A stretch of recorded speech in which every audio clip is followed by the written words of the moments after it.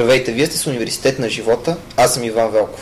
Във втория брой на нашето предаване ще ви запознаем с един всестранно развит човек.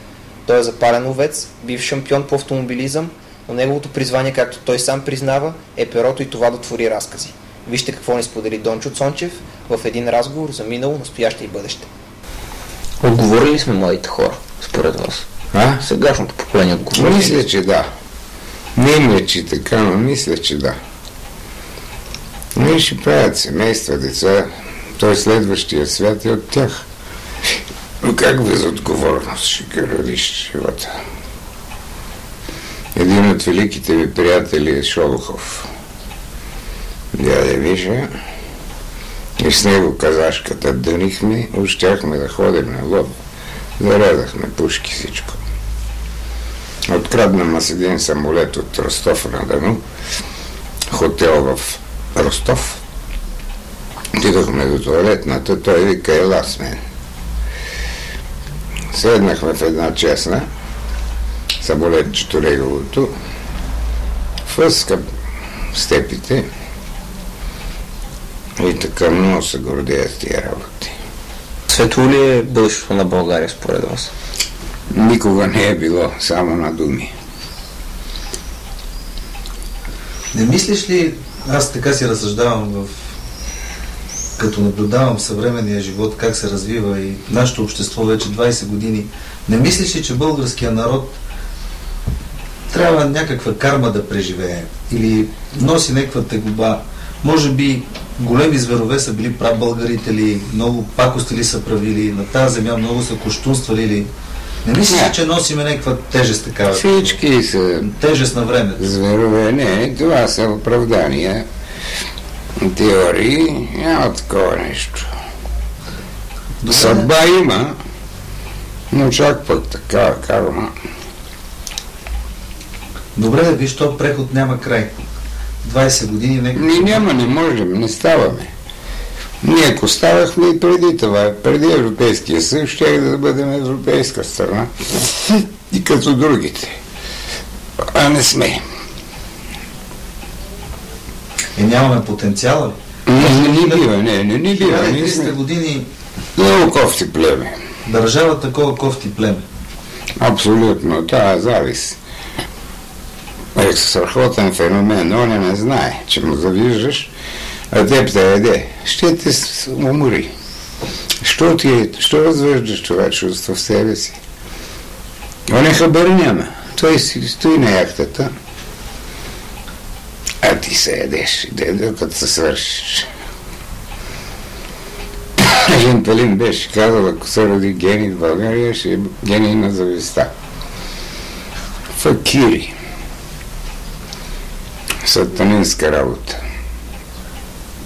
Зависта ли е най-силното качество в България? Да. Ако зависта е най-силното отрицателно качество в българина, кое е най-силното положително? Ама, че труден въпрос. Хубав и труден. Никой ли не пуши? Пушат, ама... Се крият.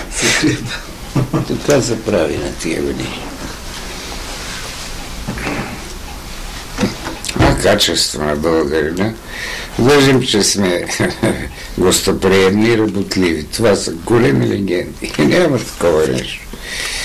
Мързеливи, долни, продажни или продажни. Планжовете пред всеки нов. Качество има склонност към изкуство, към фолклора ни е силен. В спорта сме добри. Има и толкова.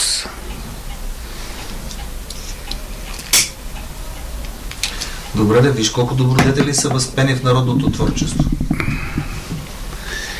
И те са затои. Защото ги няма, викаш, да възпяват добродетели. Белки им се появят. Откъде ще се вземат? Когато не вярваме в Бога, не сме отворени към духовността, да знаем, че е спасение, морала.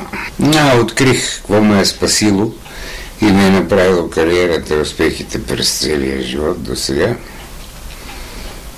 Не знам две думи. Две понятия не знам. Скука и мързъл. Добре, да не мислиш ли, че сме пред прага на някаква национална катастрофа? Ето е криза в тя в ход, катастрофата, тя перманентна при нас. Липса на каквато и да било ценностна система. Да. Не се стремим да я направим. Не мислиш ли, че се изгубихме в прехода? Напълно. Възложихме се, няма, ни изчезнахме. И са били размерни времената. Викаш, няма спокойствие на Балканите. Да, и винаги бъдещето е светло, миналото е ужасно. И като направиш сметка, всеки момент живеем в едно блестящо минало и едно ужасно бъдеще. Да. Все там сме. Разкажи някой спомен, който ти е останал така в съзнанието с Емилиан Станев или с Радичко. Уха. Знам, че сте били... Мръкна, отидохме тук. Слиза през една царевица, според него бе Емилиан. Сенджирите тук за кучетото, едно цигане с стомна с едни цицки дупето. Като една чешмата. Като го пляснал отзад. А темето еше. Погледах я, вика, не е малко.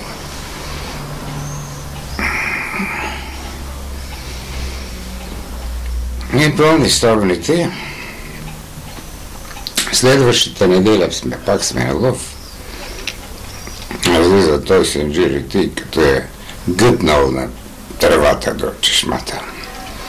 Той е запердашил сенджирите като грамотевици. И вика, какво ще кажеш, а? И викам, какво ще кажеш? Браво на тебе. На 70 години. Горголица. Отиваме за Горголици. Събаля Софийско. Зададе се една, дигна, гръмнах, падна.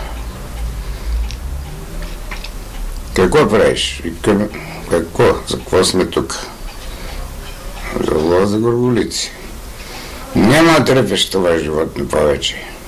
Няма да стреляш. Викам, няма. Защото ти като стреляш, пада. Пада.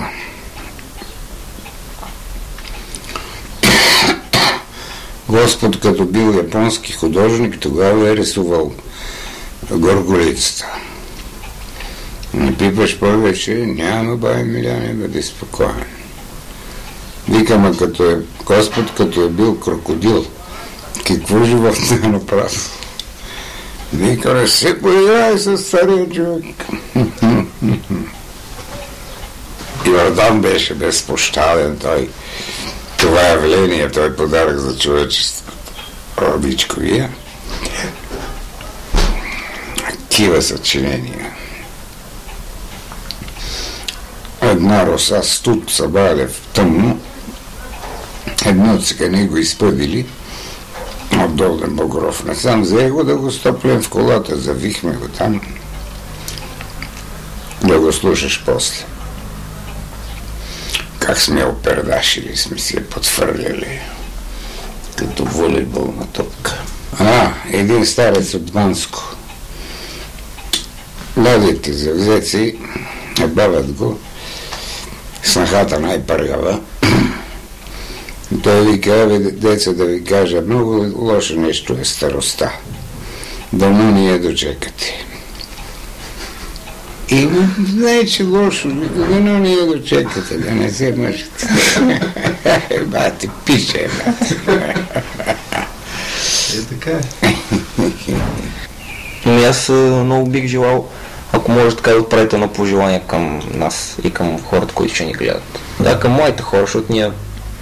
Да сте здрави преди всичко, по-умни и с лице към обществените потребности, проблеми. Да имате предвид другия до себе си. Живота се състои от другите